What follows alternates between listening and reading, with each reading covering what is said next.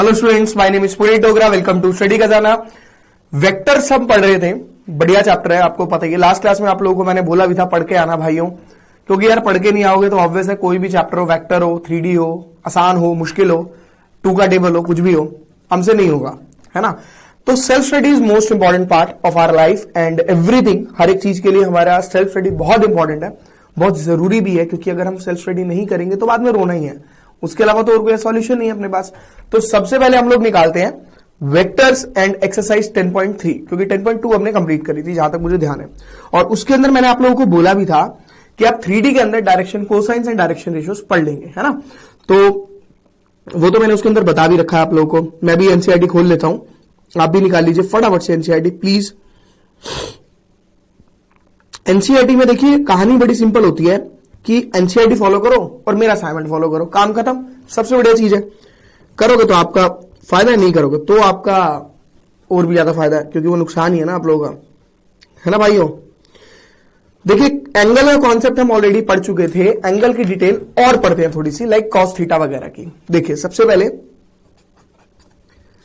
Angle between 2 vectors, याद होगा मैंने आप लोगों को बताया था एंगल निकालने का 2 वेक्टर के बीच का कोई भी एंगल हो, अगर मुझे उसे निकालना है मैं कैसे निकाल सकता हूं। बहुत सिंपल सा तरीका है उसके लिए कि cos theta is equal to a dot B upon a का मैग्नीट्यूड एंड b का मैग्नीट्यूड।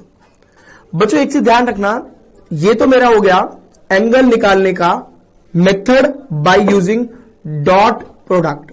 इसी के अंदर क्रॉस प्रोडक्ट से भी आता है, वो 10.4 में पढ़ना है। तो मतलब ऐसा नहीं है कि एंगल निकालना आपको जो निकालना है वो डॉट प्रोडक्ट की हेल्प से ही निकालना है, वो आप क्रॉस से भी निकाल सकते हो, ऐसा कोई इश्यू नहीं है, ठीक है ना। बट क्रॉस आप ये मान के चलो अभी है नहीं, जब 10.4 में आओगे तो क्रॉस से निकाल लोगे, बट एंगल की वैल्यू तो सेम ही आने वाली है, ऐसा तो नहीं है कि डिफरेंट हो जाएगी, ठीक है। अब हम लोग समझते हैं इनके कुछ प्यारी प्यारी बातें, ठीक है, छोटी छोटी मगर मोटी बातें, जैसे शक्तिमान की होती थी ना, छोटी छोटी मगर मोटी बातें, लाइक वैसी। जैसे कि मैं बोलूं इफ 2 लाइन्स आर पैरेलल, देखिए अगर 2 लाइन पैरेलल है, अगर 2 लाइन पैरेलल है मेरे भाइयों, तो उस केस में क्या होता है, कुछ भी नहीं होता उस केस में। उस केस में आपका एंगल 0 हो गया। जैसे ए वेक्टर है, ए वेक्टर और ये बी वेक्टर, ये दोनों लाइन पैरेलल है, तो उस केस में मेरा थीटा होगा 0 डिग्री, हो गया ना। तो मैं यहां डालूंगा cos 0 is equal to a dot B, A vector का मैग्नीट्यूड और बी वेक्टर का मैग्नीट्यूड, ठीक है। आपने क्या किया, क्रॉस कर दिया, क्रॉस मल्टीप्लाई, ए का मैग्नीट्यूड बी का magnitude is equal to A dot B, क्योंकि इसकी वैल्यू तो 1 हो जाएगी और 1 into this is always this. तो ए वेक्टर का मैग्नीट्यूड एंड बी वेक्टर का magnitude is equal to A dot B, simple है, कोई दिक्कत नहीं। ये हो गई अगर 2 लाइन पैरेलल हो तो, point number 1। Point number 2, if 2 lines are perpendicular,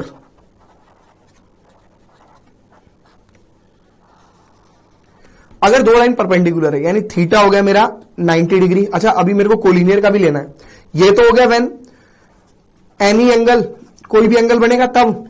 अब हम उसके कुछ बढ़िया बढ़िया एंगल की बात करें, बढ़िया बढ़िया जैसे 90 डिग्री, 0 डिग्री, 180 डिग्री, मतलब ये अपने बढ़िया एंगल होते हैं, ये हमेशा हमारे को परेशान और सही करते रहते हैं। इसलिए अगर 90 हो तो कोई दिक्कत नहीं है, उस केस में cos 90 is equal to a dot B upon A vector का मैग्नीट्यूड और बी वेक्टर का मैग्नीट्यूड। भाइयों और उनकी बहनों ध्यान से सुनना, cos 90 की वैल्यू 0 होती है, मैं अगले पेज पे इसको लिख रहा हूं, cos 90 मेरा 0 हो गया, यानी 0 is equal to a dot B और a का मैग्नीट्यूड एंड b का मैग्नीट्यूड। ओके रिपोर्ट मामला, इसको ले गए उधर, यानी a डॉट बी जो है वो मेरा कितना होगा, 0 हो गया। a डॉट बी मेरा कितना आ गया, 0 आ गया।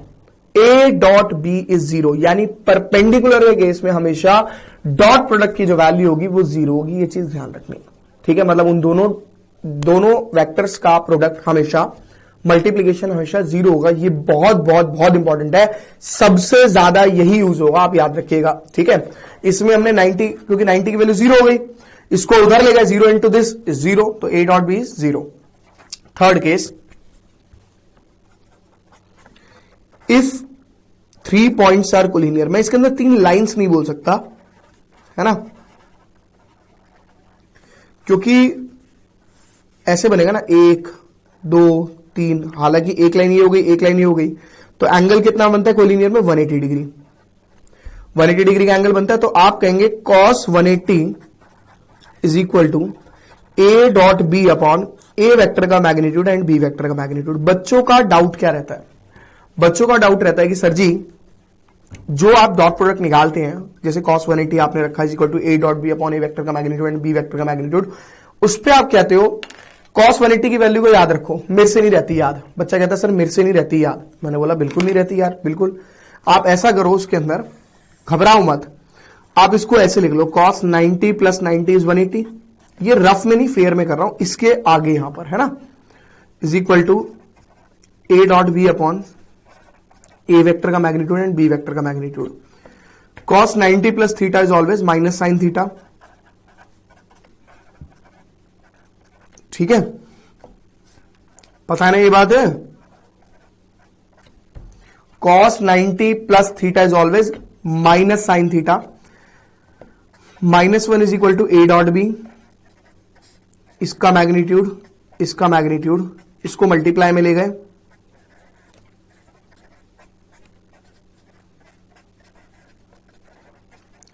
लेकिन यहां पे मुझे आगे थोड़ी सी प्रॉब्लम। अगर मैं इस माइनस को उठा के वहां ले जाऊं, लेके तो जा सकता हूं, कोई प्रॉब्लम तो है नहीं। तो a डॉट बी जो है वो मेरा a वेक्टर का मैग्नीट्यूड एंड b वेक्टर का मैग्नीट्यूड होना चाहिए, नेगेटिव नहीं होना चाहिए, है ना। मतलब माइनस वहां अगर चले जाए, सपोज करो ये रफ वर्क है, ये रफ है, a magnitude and b magnitude is equal to minus a dot B. Okay, ये मैग्नीट्यूड निकालो, ये मैग्नीट्यूड निकालो, दोनों पॉजिटिव आएंगे, और पॉजिटिव का प्रोडक्ट हमेशा पॉजिटिव होता है। ये नेगेटिव कैसे आ गया? यहां पर आके हम फंस जाते हैं। देखिए सर, नेगेटिव साइन यहां पर डायरेक्शन शो करता है कि 3 पॉइंट्स कोलिनियर है, एक इधर जा रही है लाइन इस डायरेक्शन में, तो दूसरी जा रही है उस डायरेक्शन में। तो घबराना नहीं है इससे, नेगेटिव साइन आपको लेना ही नहीं है, आप कंसीडर नहीं करेंगे नेगेटिव साइन को, ये चीज ध्यान रखेंगे। समझ में आ गई मेरी बात? अगर मेरी ये वैल्यू -1 आ जाए तो मैं लिख दूंगा cos theta is equal to -1, that means theta is equal to 180 degree. अगर ये पार्ट मेरा -1 आ जाए तो, क्योंकि cos 180 की वैल्यू -1 होती है, ठीक है। तो ये नेगेटिव जो है ये आपको परेशान नहीं कर रहा। अगर एक लाइन इधर को जा रही है, ठीक है, लेफ्ट हैंड साइड पे, तो इसका मतलब दूसरी उधर को जा रही है। दो वेक्टर के बीच का एंगल जो हमने निकाला है वो 180 डिग्री ऐसे बना है, ठीक है ना। क्योंकि अगर मैं बोलूं एक ही साइड में जा रही है तो बच्चे यहां पर एंगल थोड़ी निकाला जाएगा, ये तो एक ही लाइन हुई ना जो उधर को जा रही है, एक दूसरी साइड भी जानी चाहिए, तब आप कहेंगे दो लाइंस के बीच का एंगल। नहीं तो ये एक के ऊपर एक हो जाएगा, मतलब एक लाइन इधर जा रही है और दूसरी वाली इसके ऊपर ही जा रही है, मतलब ऐसे, तो ये 180 डिग्री थोड़ी माना जाएगा, ये तो 0 डिग्री का एंगल माना जाएगा। समझ रहे हो ना मेरी बात? अगर एक लाइन, दोनों लाइन सेम डायरेक्शन में एक के ऊपर एक जा रही है, जैसे दो लाइन, एक लाइन इधर जाई दूसरी भी इधर गई, तो ये 180 डिग्री का एंगल बना। समझ रहे हो? गलत, ऐसे नहीं बन सकता, क्योंकि दोनों लाइन पैरेलल कंसीडर होंगी। वो 3D फिगर में एक इधर एक उधर, और हम कहां से देख रहे हैं? ऊपर से, तो हमें एक ही लाइन दिखेगी। जैसे लाइक 3 विकेट्स होती हैं, जो क्रिकेट की जो विकेट्स होती हैं उनकी बात करता हूं। जब आप खेलते हो, सामने से देखो, यहां से जहां से बॉलर बॉलिंग करता है तो वहां से 3 विकेट दिखती है। बट अगर आप पॉइंट की बिल्डिंग से देखो, पॉइंट की बिल्डिंग मतलब या स्क्वायर लेग की बिल्डिंग जो बिल्कुल विकेट के साइड में होते हैं, अगर कोई बिल्कुल साइड में खड़ा है तो उसे खाली ये विकेट दिखेगी, क्योंकि इस विकेट से ये दोनों छिप जाएंगी। तो एक हो गई इधर, एक हो गई इधर, एक हो गई इधर, मतलब अब ये देखो ये लाइन पैरेलल होगी ना, एक के ऊपर एक। बट अगर मैं इसको एक विकेट यहां पे लगा दूं और एक यहां पर कंसीडर कर दूं, मतलब नीचे से वो लेटी हुई है विकेट्स, तो ये दो अलग अलग डायरेक्शन में होगी, तो एंगल 180 डिग्री हो गया। समझ में आई बात? ये होता है कहानी, और कुछ नहीं है। प्लीज नोट डाउन फटाफट से।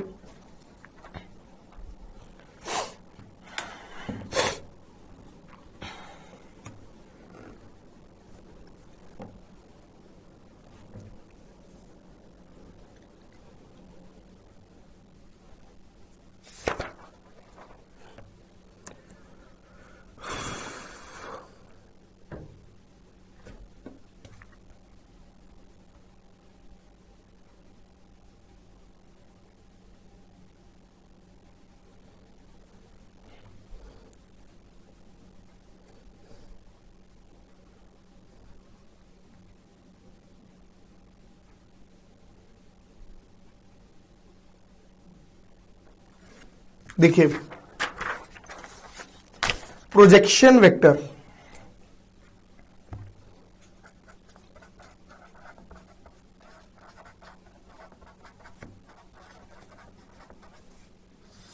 देखिए प्रोजेक्शन वेक्टर जो है वो प्रोजेक्ट वर्ड से ही बना है। ये प्रोजेक्ट आपका साइंस का, फिजिक्स का, केमिस्ट्री का, बायो, अकाउंटेंसी, इको, इनका प्रोजेक्ट नहीं है।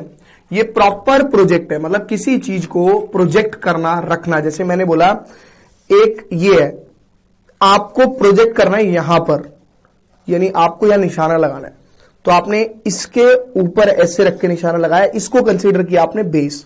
तो हम बोलते हैं जैसे ए और ये बी, तो projection vector of A vector on B vector, मतलब बी के ऊपर, है ना। तो ये हो जाएगा A dot B divided by B vector. This is B vector का मैग्नीट्यूड, ठीक है। तो जिसके ऊपर प्रोजेक्ट किया जाएगा उसे कंसीडर करना है एज अ बेस और उसका मैग्नीट्यूड लेना है, ठीक है। This is called projection vector of A on B, ठीक है। नोट डाउन कर लीजिए। अब हम आते हैं नेक्स्ट क्वेश्चंस पर आते हैं। इस एक्सरसाइज में इतने ही कॉन्सेप्ट यूज कर रहे हैं। एक्सरसाइज 10.3 पर आते हैं और वी आर टारगेटिंग कि आज 10.3 अपनी पूरी कंप्लीट हो जाए ताकि हम आगे शुरू कर सके, ठीक है। 10.4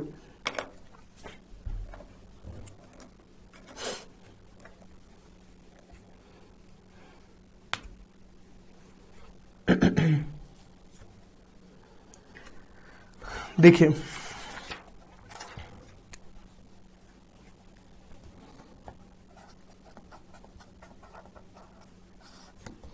question number first, find the angle between two vector A vector and B vector with magnitude √3 and 2।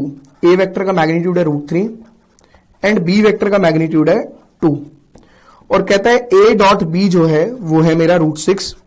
कह रहा है एंगल निकालो। यार सीधी सी बात है, cos theta is equal to A dot B upon A vector का मैग्नीट्यूड एंड बी वेक्टर का magnitude, यानी ये हो गया मेरा √3 into 2, sorry A dot B √6 दिया हुआ है, डिवाइडेड बाय √3 इंटू 2। ये दोनों एक ही रूट में आ जाएंगे ऐसे ऐसे। तो आप कह सकते हो कि cos theta is equal to √2 upon 2, 1/√2 हो जाएगा ये cos थीटा। और cos थीटा मेरा 1/√2 कब होता है? जब π/4 होता है, 45 डिग्री पर 1/√2, यानी एंगल कितना आया? 45 डिग्री। Please note down.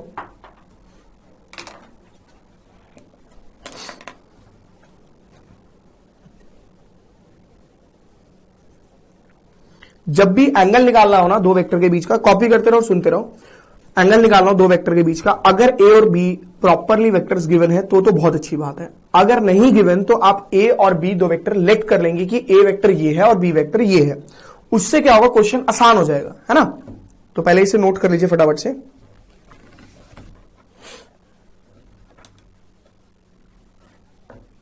देखिए क्वेश्चन नंबर सेकंड, मैंने इसकी वजह से बोला था find the angle between, question है फाइंड द एंगल बिटवीन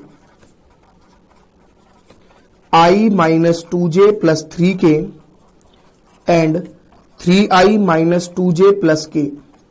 ठीक है, यही है। आप सबसे पहले लिखेंगे, प्रॉपर प्रेजेंटेशन दे रहा हूं, let A vector is equal to i-2j plus 3k and b vector is equal to 3i-2j plus k।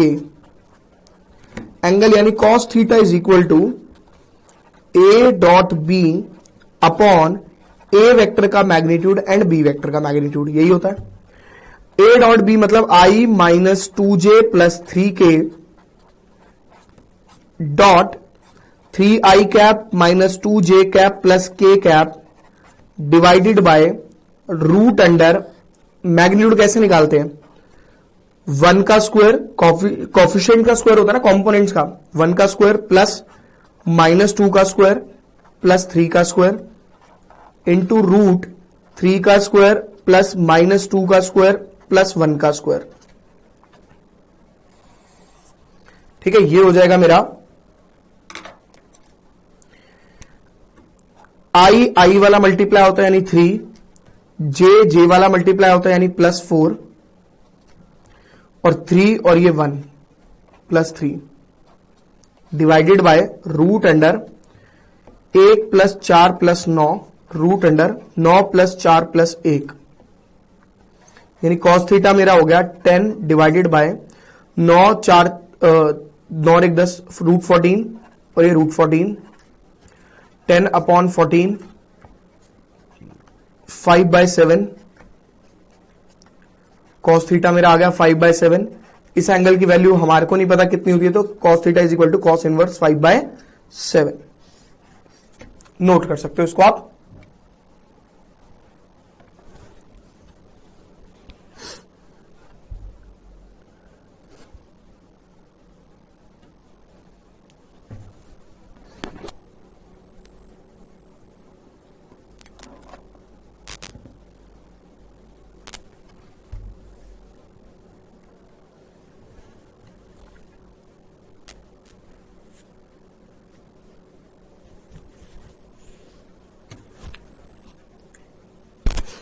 देखिए question number 3,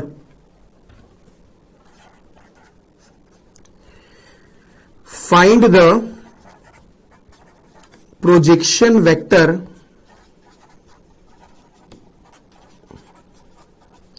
I minus j on the vector I plus j। Sir let करेंगे पहले तो let A vector is equal to I minus J and B vector is equal to I plus J. फिर आप निकालेंगे projection vector of A on B, यही बोला ना, is equal to A dot B upon B vector का magnitude, क्योंकि जिसके ऊपर प्रोजेक्ट करना होता है उसका मैग्नीट्यूड नीचे आता है। ये मैंने पहले भी आप लोगों को बात बोली है। इस पॉइंट को ध्यान रख के फिर क्वेश्चन को अप्लाई करें, नहीं तो दिक्कत आएगी ना। ए डॉट बी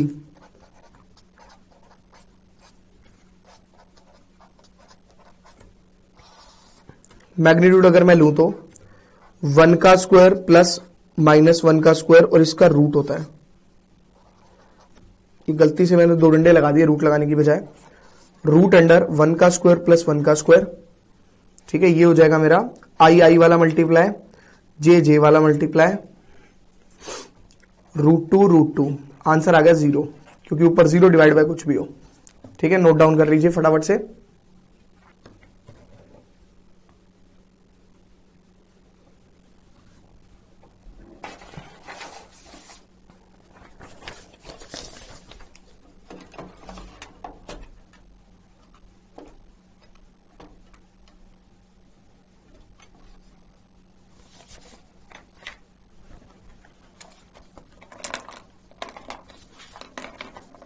नेक्स्ट क्वेश्चन पर आते हैं। Question number 4,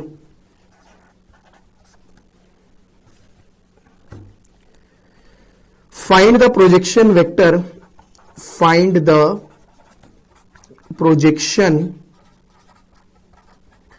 vector I plus 3j plus 7k on the vector 7i minus j plus 8k। A vector is equal to I plus 3j plus 7k, B vector is equal to 7i minus j plus 8k, ठीक है।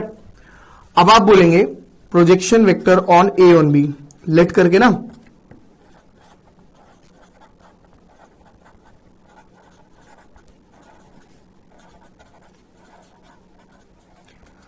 I plus 3j plus 7k का dot product 7i minus j plus 8k divided by root under 1 का square plus 3 का square plus 7 का square, root under 7 का square plus minus 1 का square plus 8 का square. ये हो जाएगा 7 minus 3 plus 8 divided by root under 1 plus 9 plus 49 plus 1 plus 8 है यहां, 8 का स्क्वायर यानी 64। ये मैं यहां कैलकुलेट कर रहा हूं, 4 12 डिवाइडेड बाय 59 रूट में, और ये रूट 50 प्लस 64 114 का रूट, इसको सिंप्लीफाई कर लेना, आंसर आ जाएगा। सिंप्लीफिकेशन तुम खुद कर सकते हो, इतनी बड़ी क्लास में तो तुम हो, ठीक है ना। प्राइम फैक्टर करके रूट 114 के।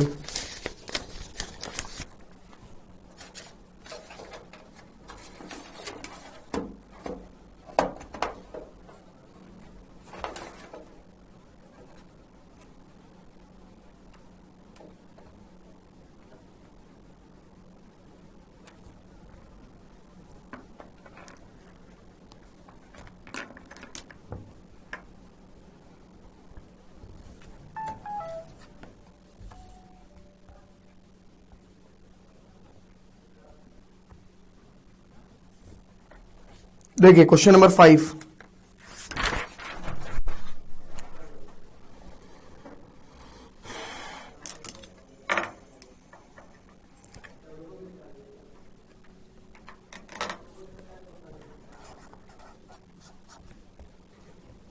show that each of three given vectors are this mutually perpendicular to each other। Mutually perpendicular to each other का मतलब है कि आपस में परपेंडिकुलर। देखिए mutually perpendicular like this is flamingo left hand rule. Science वालों ने तो पढ़ा भी होगा, साइंस फिजिक्स वालों ने पढ़ा भी होगा फ्लेमिंगो लेफ्ट हैंड रूल। देखिए फ्लेमिंगो लेफ्ट हैंड रूल, ठीक है ना, दिख रहा है सबको स्क्रीन पर, फ्लेमिंगो लेफ्ट हैंड रूल। ये जो अंगूठा है ये इस फिंगर से परपेंडिकुलर है, this and this is perpendicular.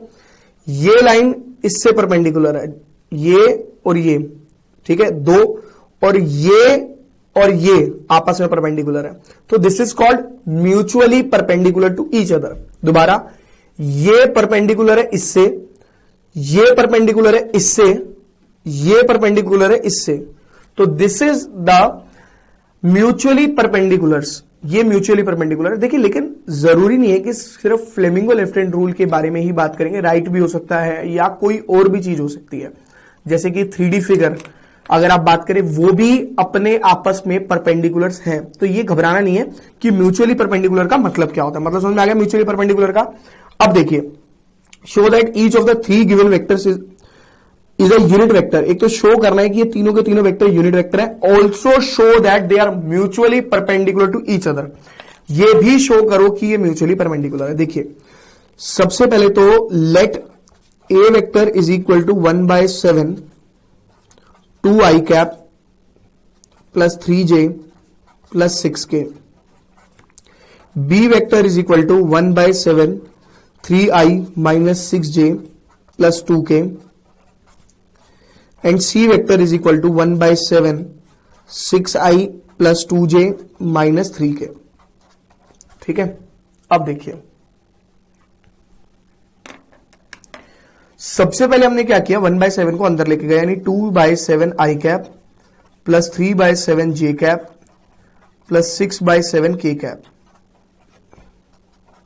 3/7 i cap minus 6/7 j cap plus 2/7 k cap. 6/7 i cap plus 2/7 j cap minus 3/7 k cap. अब क्या बोला उसने, दे आर म्यूचुअली परपेंडिकुलर, वो अलग केस है। पहले हमारे को इनको प्रूव करना है कि ये यूनिट वेक्टर है, यानी इनका मैग्नीट्यूड निकालते हैं। मैग्नीट्यूड हो जाएगा मेरे को इसका 2/7 का स्क्वायर प्लस 3/7 का स्क्वायर प्लस 6/7 का स्क्वायर। 4/49 9/49 36/49। ये आ गया रूट अंडर 49/49, यानी वैल्यू हो गई 1। बी वेक्टर का मैग्नीट्यूड इज इक्वल टू 3/7 का स्क्वायर प्लस माइनस 6/7 का स्क्वायर प्लस 2/7 का square, that is equal to 9/49 plus 36/49 and 4/49। ये आप खुद कैलकुलेट करेंगे तो 1/1 आ जाएगा। ठीक है, पहले इतना उतार लो, फिर सी वेक्टर के बारे में बताता हूं। ठीक है, जल्दी उतारिए।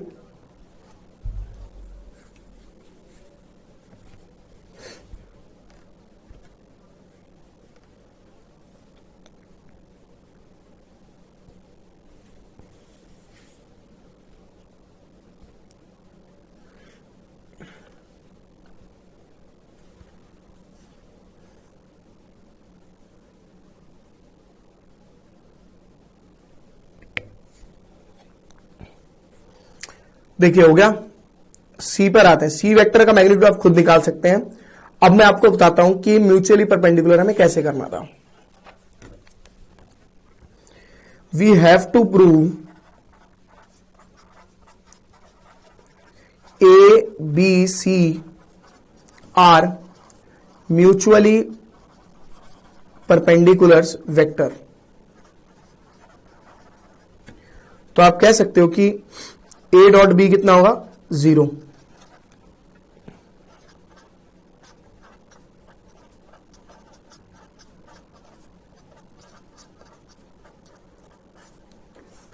डॉट प्रोडक्ट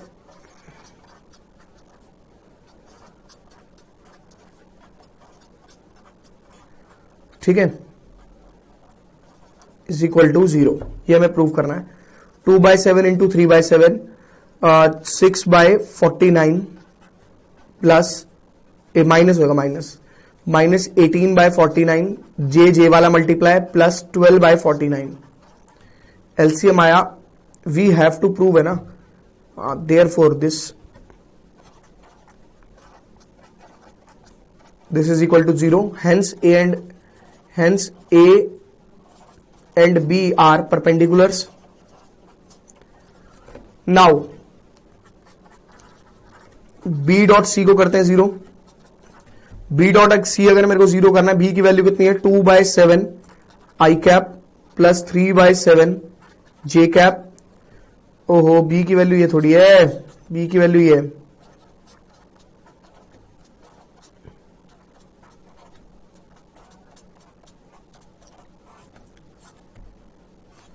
मैं इसमें गलती बताऊंगा, आप लोग गलती क्या करते हो एग्जाम में, वैल्यू डाल दी,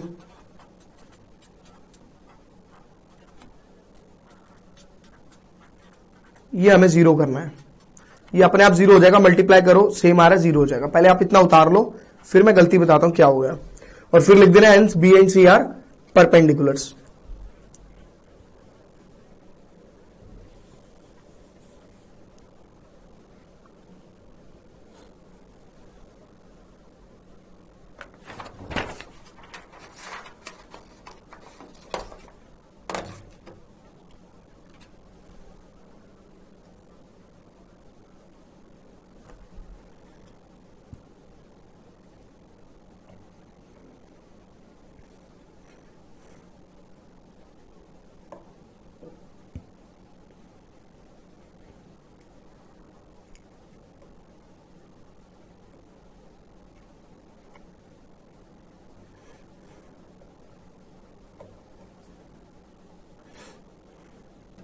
देखिए, अब आप लोगों ने क्या किया, आप लोगों ने प्रूव कर दिया A is perpendicular to B and B is perpendicular to C. आधे से ज्यादा बच्चे इसको देखकर लिख देते हैं therefore A is perpendicular to C. बिल्कुल गलत है, ऐसा कभी नहीं होता। आपको ए और सी को भी प्रूव करना पड़ेगा। क्यों? जैसे A is perpendicular to B, suppose करो ए परपेंडिकुलर है बी के, ऐसे हो गया, और बी परपेंडिकुलर है सी के, ये लो, बी परपेंडिकुलर है सी के। क्या ए और सी परपेंडिकुलर है? नहीं है ना। तो इसलिए दो से काम नहीं चलेगा, तीनों करने पड़ेंगे। मैंने कई बार देखा बच्चा लिख देता therefore. Now A dot C 0 करना है। ए की वैल्यू डाली मैंने 2/7 I cap plus 3/7 J cap plus 6/7 K cap. उसके बाद सी की वैल्यू है 6/7 2/7 3/7। वी हैव टू प्रूव, ठीक है ना। 2/7 इंटू दिस यानी 12/49 प्लस 6/49 माइनस 18/49, 0 आ गया। बस खत्म। ठीक है ना।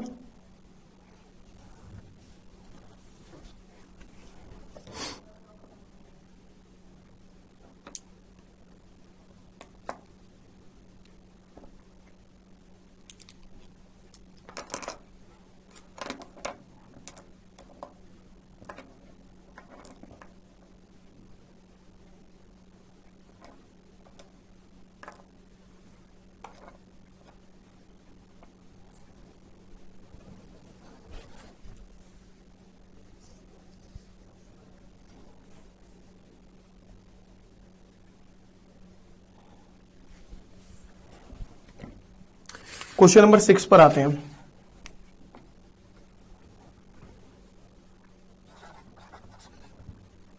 कहता है फाइंड ए वेक्टर का मैग्नीट्यूड एंड बी वेक्टर का मैग्नीट्यूड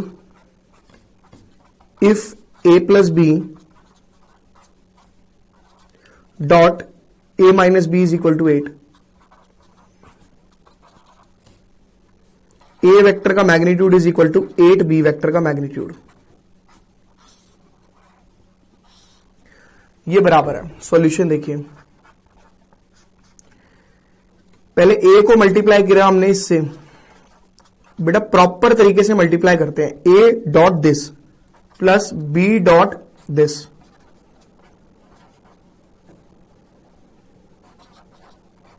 जैसे नॉर्मल मल्टीप्लीकेशन करते हैं ना वैसे।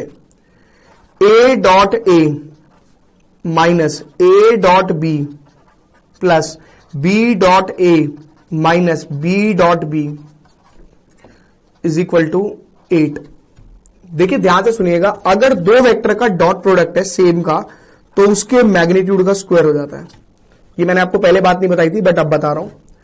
ये बात मैंने आपको पहले बताई थी, ए डॉट बी और बी डॉट ए में कोई फर्क नहीं होता, इसको आप ऐसे लिख सकते हो। और इसमें क्या हो जाएगा, बी वेक्टर के मैग्नीट्यूड का स्क्वायर इज इक्वल टू 8। मैं यहां लिख देता हूं, सिंस ए डॉट ए जो है वो कितना होगा, ए वेक्टर के मैग्नीट्यूड का स्क्वायर। सेम वेक्टर्स का डॉट प्रोडक्ट निकल रहा है तो उसके मैग्नीट्यूड का स्क्वायर बन जाता है। आप करके देख सकते हो, कैलकुलेट, आपको आंसर पता लग जाएगा। ये और ये तो गए, रिड्यूस हो गए। ए वेक्टर के मैग्नीट्यूड का स्क्वायर माइनस बी वेक्टर के मैग्नीट्यूड का square is equal to 8। A vector का मैग्नीट्यूड कितना है, 8 बी वेक्टर का मैग्नीट्यूड का होल स्क्वायर, क्योंकि ए वेक्टर के मैग्नीट्यूड की वैल्यू ये 8 बी वेक्टर का मैग्नीट्यूड माइनस बी वेक्टर के मैग्नीट्यूड का स्क्वायर इज इक्वल टू 8। पहले आप इतना लिखो, फिर मैं अगले पेज पे कराता हूं इसको।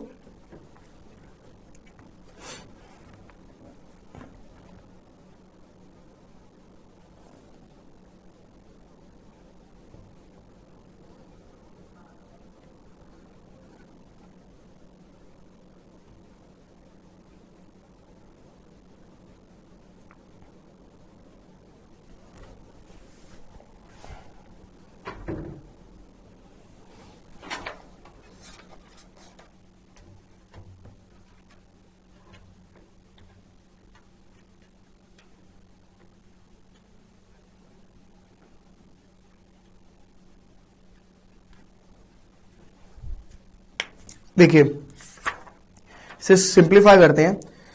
64 बी वेक्टर के मैग्नीट्यूड का स्क्वायर माइनस बी वेक्टर का मैग्नीट्यूड का स्क्वायर इज इक्वल टू 8, यानी हो जाएगा 64 बी वेक्टर के मैग्नीट्यूड का स्क्वायर, सॉरी 63 रिड्यूस हो गया ना, ठीक है।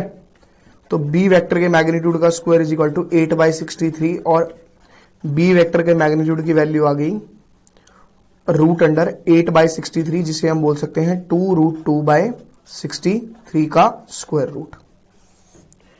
अब इसमें देखो आगे की कहानी क्या है।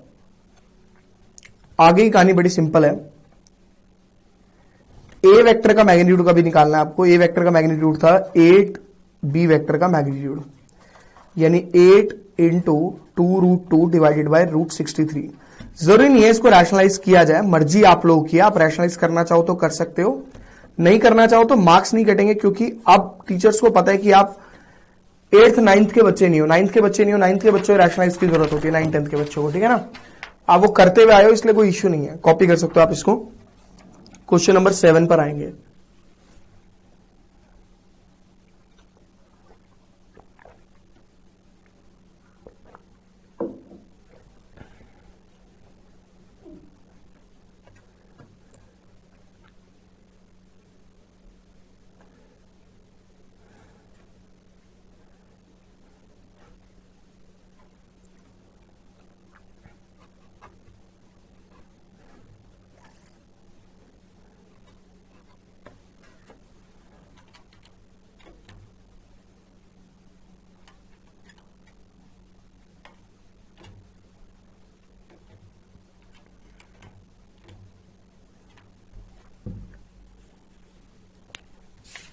देखिए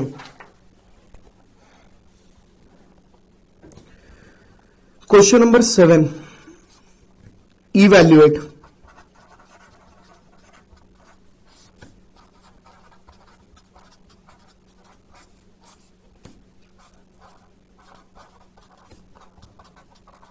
ठीक है, सबसे पहले 3a को हम मल्टीप्लाई करेंगे, डॉट निकालेंगे 2a प्लस 7b के साथ, माइनस 5b का डॉट निकलेगा 2a प्लस 7b के साथ। ठीक है, ये हो जाएगा 3 टू 6 a वेक्टर के मैग्नीट्यूड का square plus 21 a dot b minus 10 a dot b या b डॉट a, बात तो एक ही है, माइनस 35 b वेक्टर के मैग्नीट्यूड का स्क्वायर। मैंने डायरेक्ट लिखा है, इस बार आप भी लिख सकते हो डायरेक्ट क्योंकि इतना अंडरस्टूड हो चुका है। इवैल्यूएट करने के लिए बोला इवैल्यूएट द प्रोडक्ट, वैल्यू कोई नहीं दे रखी है हमें, हम बोलेंगे 6a वेक्टर के मैग्नीट्यूड का स्क्वायर माइनस 35b वेक्टर के मैग्नीट्यूड का स्क्वायर, 21 में से 10 गए 11 a डॉट b। ये आपका आंसर आ गया, मुश्किल है। ठीक है, नोट कर लो, क्वेश्चन नंबर 8 करेंगे।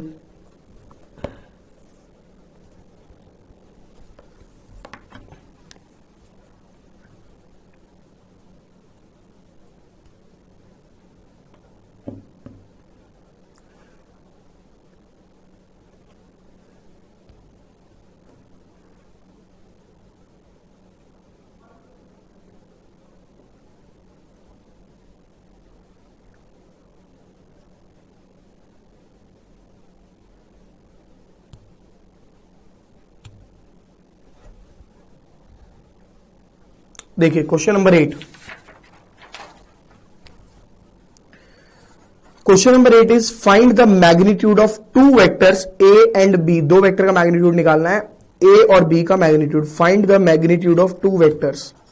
अच्छा, उसने ये नहीं बोला है कि ये दोनों बराबर है, बस मैग्नीट्यूड निकाल दो, वैल्यू कुछ भी हो सकती है ना। हैविंग द सेम मैग्नीट्यूड, अब बोल दिया सेम मैग्नीट्यूड है, यानी आप बोल लो a is equal to b is equal to question mark, क्योंकि मेरी आदत है मैं जितना क्वेश्चन पढ़ता हूं उतना लिख देता हूं। And such that angle between them is 60 degree, यानी theta is equal to 60 degree. And scalar product is 1/2। बच्चे स्केलर प्रोडक्ट का मतलब होता है a dot B is equal to 1/2। अच्छा, आपको पता है कि cos theta is equal to a dot B और a वेक्टर का मैग्नीट्यूड और b वेक्टर का मैग्नीट्यूड, यही होता है। आप पहले तो ना यहां पे प्रॉपर तरीके से लिख देंगे, let a vector is equal to x, therefore b vector भी अपना x हो जाएगा मैग्नीट्यूड। मैंने इसका मैग्नीट्यूड मान लिया x है। cos 60 is equal to x dot x नहीं, a डॉट b मेरे को पता है scalar product 1/2, x dot x। cos 60 की वैल्यू कितनी होती है, हाफ x स्क्वायर, तो x square is equal to 1 और x is equal to plus minus 1। Therefore magnitude a vector का magnitude is equal to +1 is equal to b vector का magnitude is equal to +1। Negative नहीं हो सकता, magnitude कभी negative नहीं होता, क्योंकि आपका मैग्नीट्यूड का फॉर्मूला होता है root under a square plus b square plus c square. तो उसके अंदर नेगेटिव का स्क्वायर भी पॉजिटिव हो जाएगा, रूट के अंदर नेगेटिव तो आएगा नहीं, आयोटा है नहीं। मैंने आपको पहले भी बोला था, ये चीज ध्यान रखें, मैग्नीट्यूड मतलब वैल्यू, नेगेटिव साइन शो करता है direction, negative sign indicates direction, तो पॉजिटिव वाला ही लेंगे आप भी। समझ में आ गई बात, तो पॉजिटिव वाला ही लिया है मैंने। ठीक है, नोट कर सकते हो अब आप इसको। क्योंकि जितना इतना क्वेश्चन पढ़ेंगे उतना उतना लिखेंगे, ये भी ध्यान रखेंगे। तो मैंने इसमें ये भी करा था क्योंकि हर क्वेश्चन में लगभग यही होता है। क्वेश्चन नंबर 8 क्या ना 9 करेंगे अब।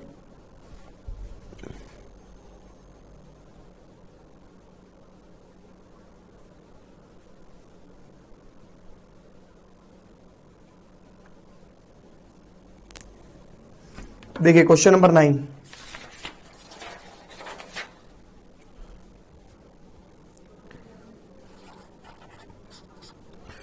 क्वेश्चन नंबर 9 है फाइंड एक्स वेक्टर का मैग्नीट्यूड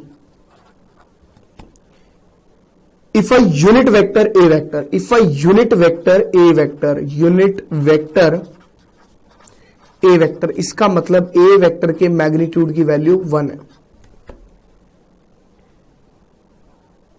और क्या बोला उसने, x minus A dot X plus A is equal to 12।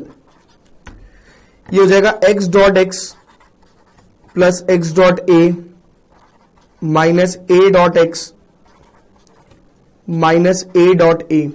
मैंने डायरेक्ट मल्टीप्लाई कर दिया। डायरेक्ट कैसे मल्टीप्लीकेशन होता है, x को इन दोनों के साथ माइनस ए को इन दोनों के साथ, मैंने वो पूरा नहीं लिखा बट कर दिया। इसकी वैल्यू x वेक्टर के मैग्नीट्यूड का स्क्वायर होता है, plus x dot A is always equal to A dot X. तो इसको चेंज करके लिख देंगे ताकि ये रिड्यूस हो सके, ठीक है।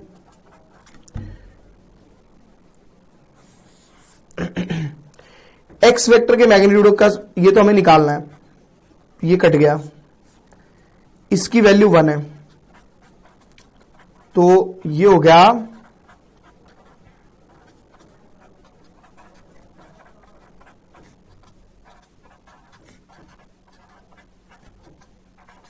फिर वही प्लस माइनस लेना नहीं है, माइनस तो लेना नहीं, प्लस ही लेना, खाली कॉपी कर सकते हो आप इसको।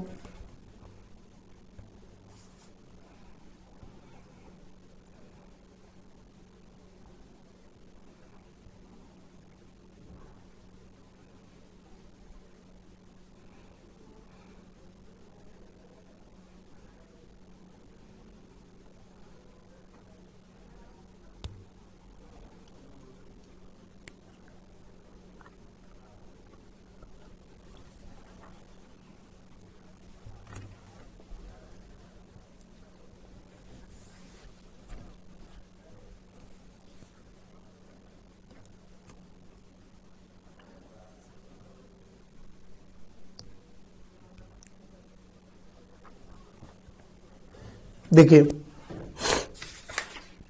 Question number 10,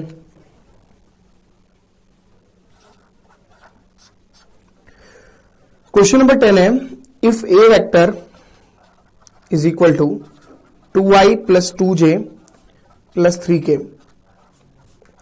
B vector is equal to minus I plus 2j plus k and C vector is equal to 3i plus j plus 0 के डायरेक्ट लिख रहा हूं मैं, are such that a vector plus lambda b vector is perpendicular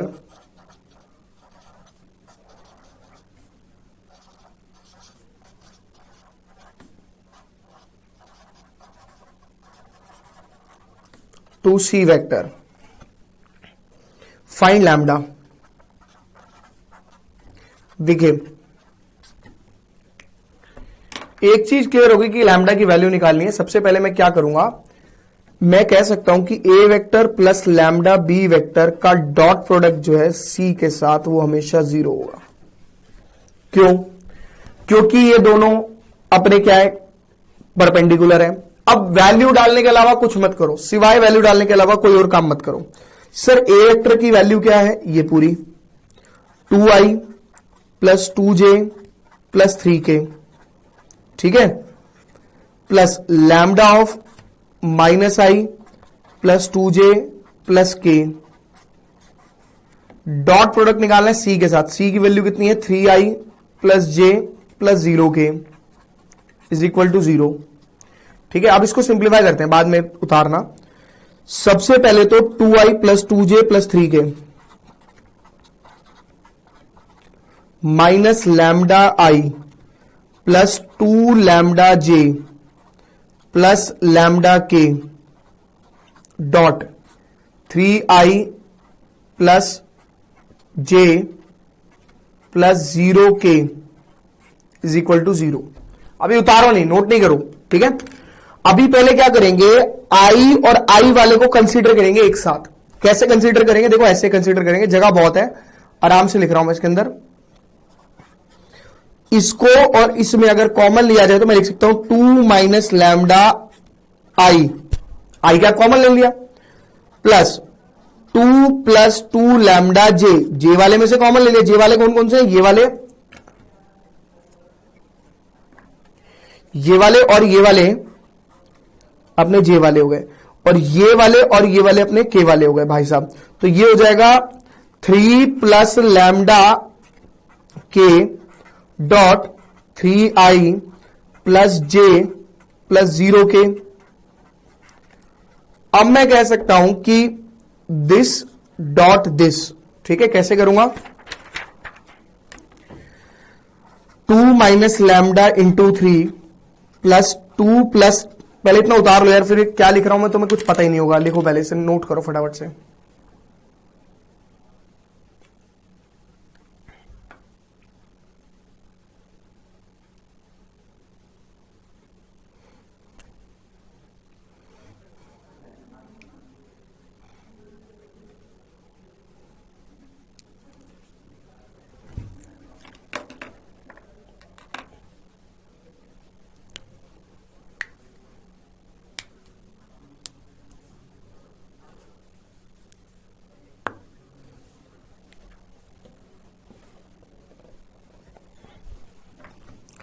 लिख लिया। अब देखिए, इसको इससे multiply 2 minus lambda into 3 plus, अपनी कॉपी में देखो 2 plus 2 lambda into 1 plus 3 plus lambda into 0 is equal to 0। यानी ये हो जाएगा 6 minus 3 lambda plus 2 lambda plus 3 0 is equal to 0। यानी 6 और 2 8 minus lambda is equal to 0, therefore lambda is equal to 8। इतना आसान क्वेश्चन था। कंप्लीट करो इसको।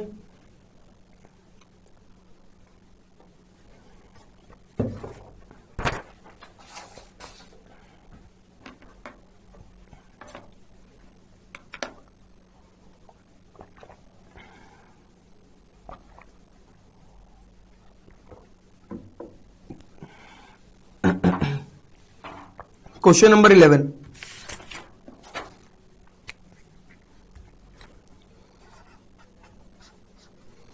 कहते show that A vector magnitude into B minus B vector magnitude into A is perpendicular to A vector magnitude into B minus B vector magnitude into A for any two non zero vectors A and B. ठीक है, show करना है ये दोनों perpendicular हैं। देखिए, perpendicular का हमने अभी तक एक ही कॉन्सेप्ट पढ़ा है कि डॉट प्रोडक्ट जो है वो जीरो होता है। अगर मेरा डॉट प्रोडक्ट जीरो है, इसका क्या मतलब हुआ, इसका मतलब हुआ they are perpendicular to each other. मैं कुछ नहीं करूंगा, चाहे वैल्यू बड़ी हो, उससे कोई फर्क थोड़ी पड़ रहा है, चाहे वैल्यू बड़ी हो चाहे वैल्यू छोटी हो, मुझे उससे कोई लेना देना नहीं है। मैं इनका डॉट प्रोडक्ट निकालूंगा। मैं कहूंगा इसका डॉट प्रोडक्ट, इसका डॉट, इसका प्रोडक्ट जीरो होना चाहिए।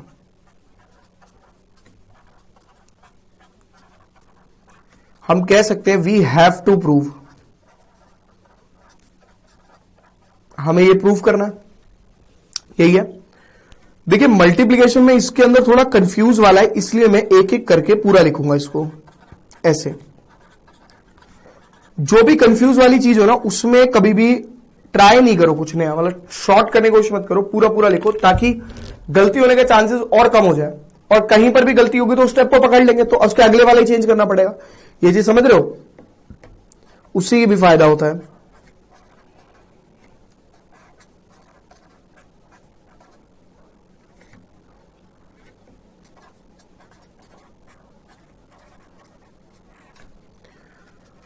ठीक है, अब इक्वल टू मैं नहीं लिखूंगा इक्वल टू 0, इसको पहले इससे मल्टीप्लाई, यानी देखो ए वेक्टर का मैग्नीट्यूड, ए वेक्टर का मैग्नीट्यूड, ए वेक्टर के मैग्नीट्यूड का square, B vector B vector, B vector dot B vector minus, देखो इसके अंदर कुछ नहीं हो रहा, बट ए वाले को पहले लिखो, बी को बाद में, इंटरचेंज तो कर ही सकते हैं, फर्क तो है नहीं कोई।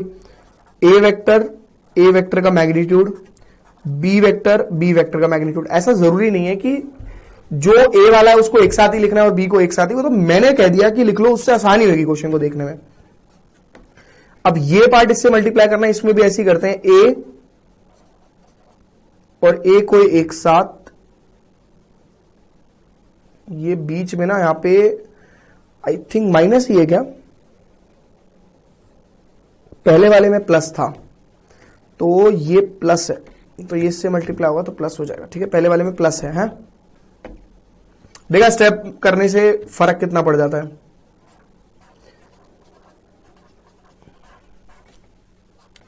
माइनस बी वेक्टर के मैग्नीट्यूड का square into A vector is equal to 0। ये तो हमें प्रूफ करना है ना। अब इसको मैं लिख दूंगा ए वेक्टर के मैग्नीट्यूड का स्क्वायर और बी वेक्टर के मैग्नीट्यूड का स्क्वायर माइनस ये और ये गए, सेम है ना, और प्लस माइनस में है, इसको लिख रहा हूं, ये भी सेम होता है, लिख सकता हूं 0 is equal to RHS, hence they are perpendicular.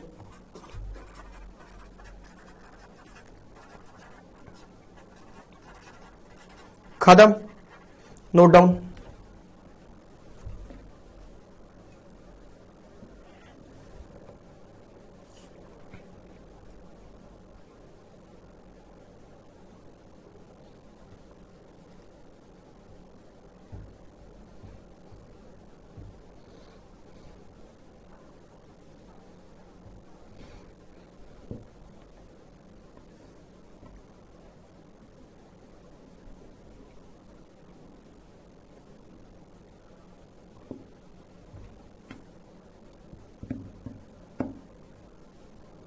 देखिए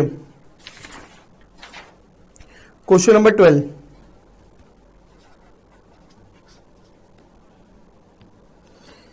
a dot a is equal to 0 and a dot b is equal to 0, then what can be conclude about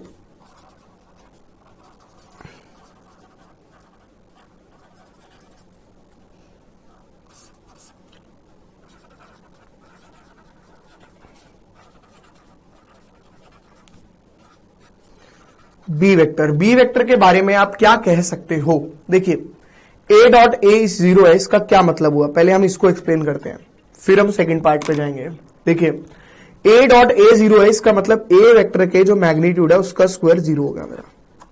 ठीक है ना, ए डॉट ए 0 यानी ए वेक्टर के मैग्नीट्यूड का स्क्वायर 0 हुआ, और ए dot b 0 है। देखिए ए वेक्टर के मैग्नीट्यूड का स्क्वायर 0 कब हो सकता है, देखो ध्यान से सुनना।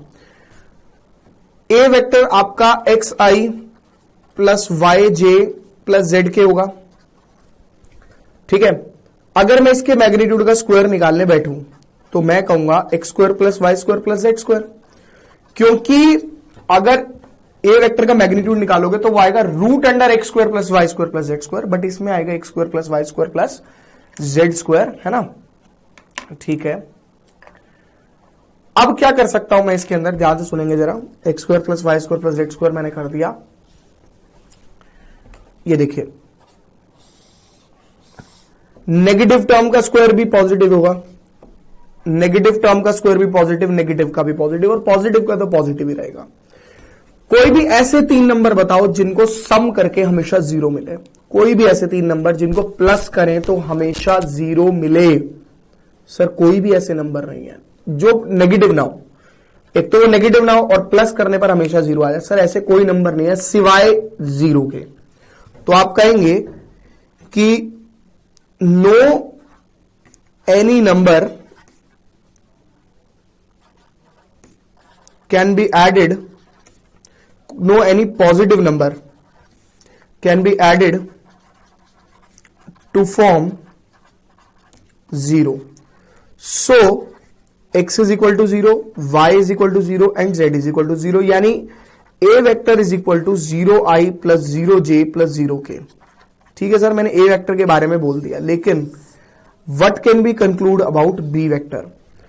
Since a dot b equal to 0 है, तो b कोई भी वेक्टर हो, b कोई भी वेक्टर हो, a का डॉट प्रोडक्ट उसके साथ मिला के हमेशा और हमेशा 0 ही बनेगा, उसके अलावा और कुछ नहीं बन सकता।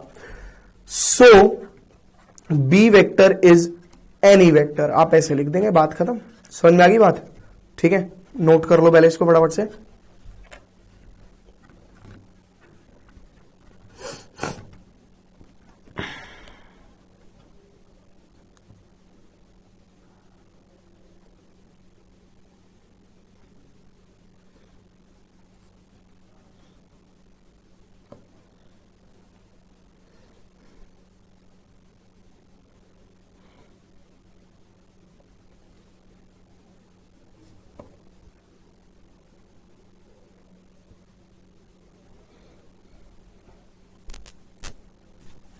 क्वेश्चन नंबर 13 करेंगे, बढ़िया क्वेश्चन है और इंपॉर्टेंट भी है। फिर मैं इससे रिलेटेड एक एग्जांपल भी कराने वाला हूं आप लोगों को। क्वेश्चन नंबर 13 पे इंपॉर्टेंट डाल देना।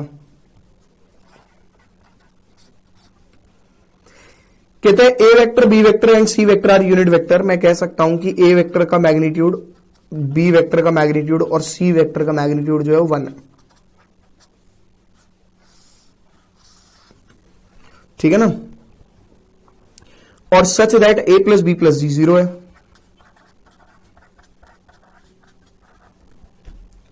फाइंड करना है A B plus B C plus C है। देखिए, जो भी चीज फाइंड आउट करनी होती है या जो भी चीज प्रूफ करनी होती है, उसको देख के चलते हैं।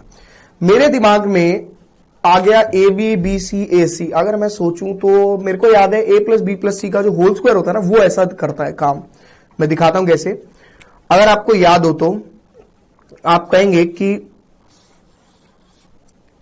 ए प्लस बी प्लस सी का whole square is always equal to a square plus b square plus c square plus 2ab plus 2bc plus 2ca। ठीक है, ऐसे ही सोच सकते हैं। तो भैया इसके अंदर ए बी बी सी और सी ए तीनों आ रहे हैं जो मुझे चाहिए। ठीक है, इसका मतलब ए प्लस बी प्लस सी का होल स्क्वायर लगेगा। बट वेक्टर्स में होल स्क्वायर नहीं होता। वेक्टर में क्या होता है? Multiply both side. एक सेकंड रुकना जरा। हाँ, ये 0 वेक्टर दिया हुआ है तो इसको 0 लिख लेना। मल्टीप्लाई वेक्टर लिख दो, मल्टीप्लाई बोथ साइड ए plus B plus see again. कर दिया मैंने, लिखने की जरूरत नहीं है, अंडरस्टूड है।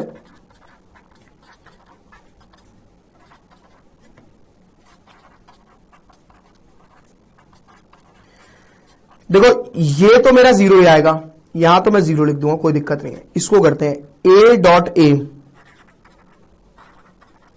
Plus a dot B plus a dot c plus B dot a plus B dot B plus B dot c plus c dot a plus c dot B plus c dot c. ठीक है, ये आ गया। पहले से note कर लो, मैं अगले page पे करा रहा हूं। ठीक है, और इसके जैसा एक और क्वेश्चन कराऊंगा अभी मैं एग्जांपल।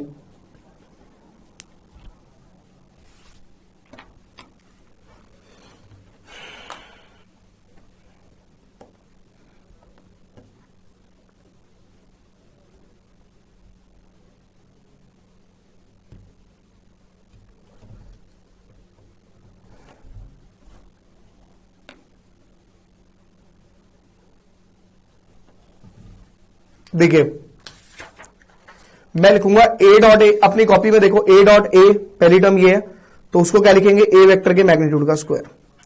अगली टर्म है a dot B plus a dot c. अगली टर्म है बी डॉट ए, उसे लिख देंगे ए डॉट बी ताकि ऐड कर सके, प्लस बी वेक्टर के मैग्नीट्यूड का स्क्वायर। अच्छा, ए डॉट सी को ना सी डॉट ए लिखना, क्योंकि मैंने प्रूफ फाइंड में देखा है सी डॉट ए वाला भी टर्म चाहिए, है ना। प्लस बी डॉट सी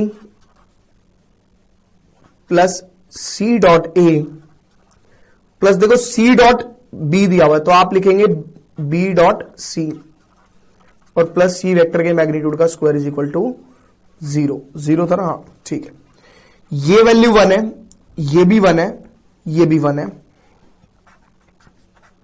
ये 2 टाइम्स हो गया, ये भी 2 टाइम्स हो गया सी ए और ये भी 2 टाइम्स हो गया बी सी,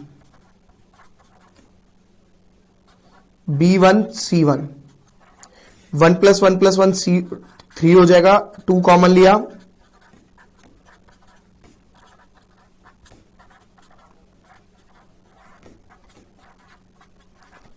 तो AB plus BC plus CA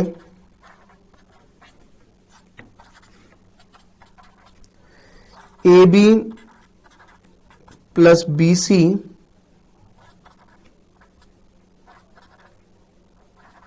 plus C is equal to -3/2 हो गया, फाइंड हो गया। ठीक है, प्लीज नोट डाउन। एग्जाम्पल बताता हूं कौन सा करना है।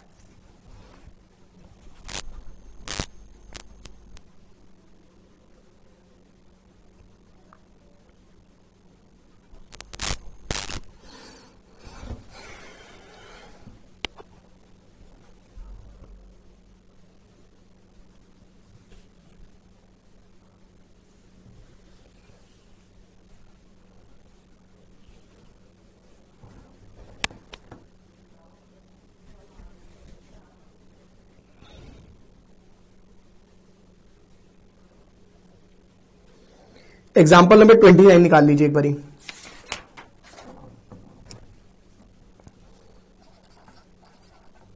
पेज नंबर 457 कहता है 3 vector A B C satisfy the condition a plus B plus C is equal to 0। Evaluate, कहता है इवैल्यूएट म्यू, म्यू निकालना है, A B plus B C plus C A, मतलब ये सी की वैल्यू निकालनी, म्यू मतलब यही हुआ। कहता है ए वेक्टर के मैग्नीट्यूड की वैल्यू 1 है, बी वेक्टर के मैग्नीट्यूड की वैल्यू 4 है और सी वेक्टर के मैग्नीट्यूड की वैल्यू 2 है।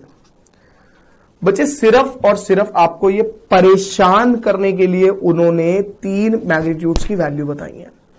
करने को हमारे को पहले भी पता था कि ये यूनिट वेक्टर है, तो हमने तीनों वेक्टर के मैग्नीट्यूड की वैल्यू 1, 1 और 1 ले ली थी।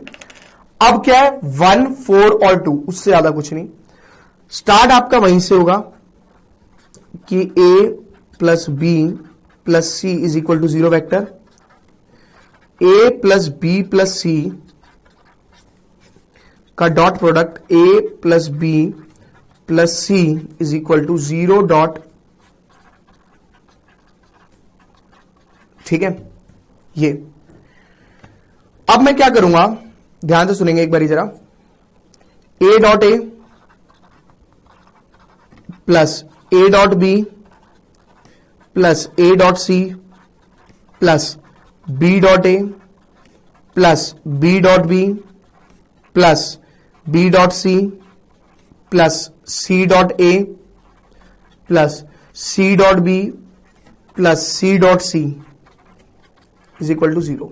डायरेक्ट ए वेक्टर के मैग्नीट्यूड का स्क्वायर प्लस बी वेक्टर के मैग्नीट्यूड का स्क्वायर प्लस सी वेक्टर के मैग्नीट्यूड का square plus 2ab plus bc plus ca। क्योंकि आप ये पहले भी डिस्कस कर चुके हो, मतलब अभी जस्ट हमने इससे पहले वाला जो क्वेश्चन किया सेम तो है और अलग थोड़ी है। इसकी वैल्यू 1, 4, 2,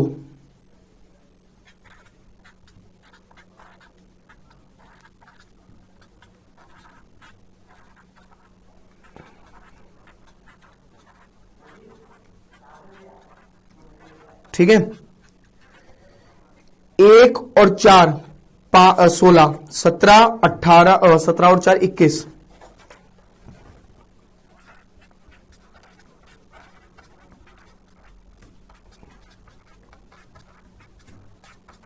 ठीक है ना।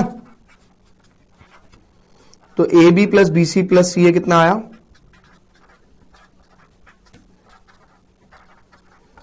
-21/2। आप कह सकते हो देयरफॉर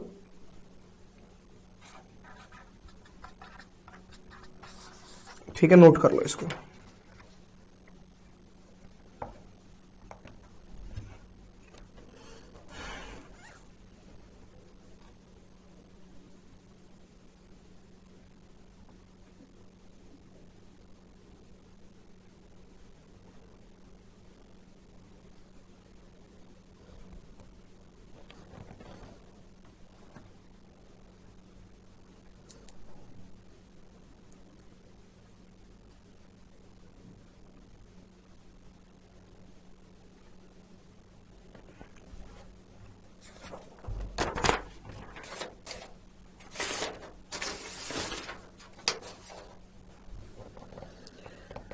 क्वेश्चन नंबर 14।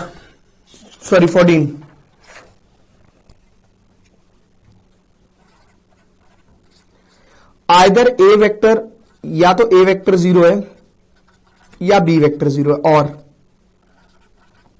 ठीक है, then a dot b 0, but converse is not true.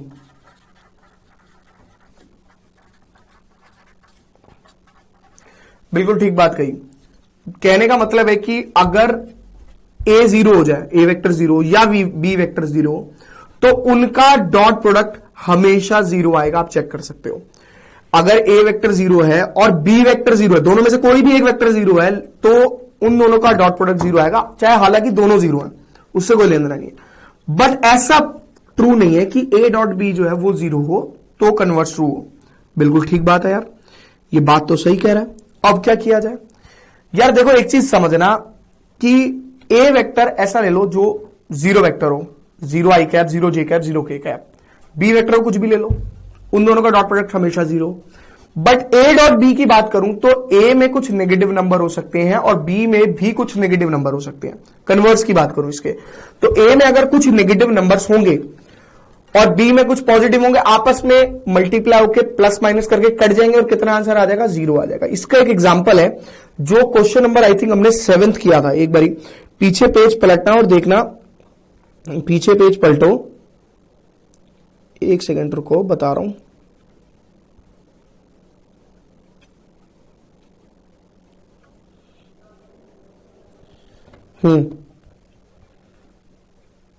Example number 5। Example number 5 में ए डॉट बी अगर मैं बोलूं, उसने बोला अगर ए डॉट बी 0 है तो जरूरी नहीं है, कन्वर्स की बात करो तो जरूरी नहीं है ए 0 बी 0। तो एग्जाम्पल नंबर 5 में ए और बी दोनों का डॉट प्रोडक्ट जो है, पहले एक एग्जाम्पल 5 बोल रहा हूं यार, 10.3 क्वेश्चन नंबर 5, दोनों एग्जाम्पल, दोनों पार्ट उठा लो उसके, पहले को ए मान लो, दूसरे को बी मान लो, ठीक है ना? पहले को ए मान लो, दूसरे को बी मान लो। ए का और बी का डॉट प्रोडक्ट 0 है, बट ए वेक्टर 0 नहीं है और बी वेक्टर भी 0 नहीं है। तो इसका कन्वर्स की बात करो तो वहीं पर पहुंच जाते हो, ये मैं आपको बताना चाह रहा हूं। तो उसको एग्जांपल लेके कंसीडर कर लेना, और यहां पर आज की क्लास हम कंप्लीट करते हैं अपनी फिर, ठीक है? उसको एग्जांपल लेके कंसीडर कर लेना, आपका खत्म हो जाएगा। तो आज की क्लास यहीं पे खत्म करेंगे। नेक्स्ट क्लास में हम इसको कंप्लीट करेंगे, सक्सेस को, जो 2 4 6 क्वेश्चन बचे हैं इसके, 4 क्वेश्चन है टोटल, वो कंप्लीट करेंगे। एंड उसके बाद हम लोग आगे 10.4 का कॉन्सेप्ट भी करेंगे, 10.4 भी करेंगे। तो नेक्स्ट क्लास में आप लोगों से मिलते हैं। बाय बाय, सी यू, टाटा, गुड नाइट, शाबाश, शुभ रात्रि, सायोनारा, टिंग टोंग।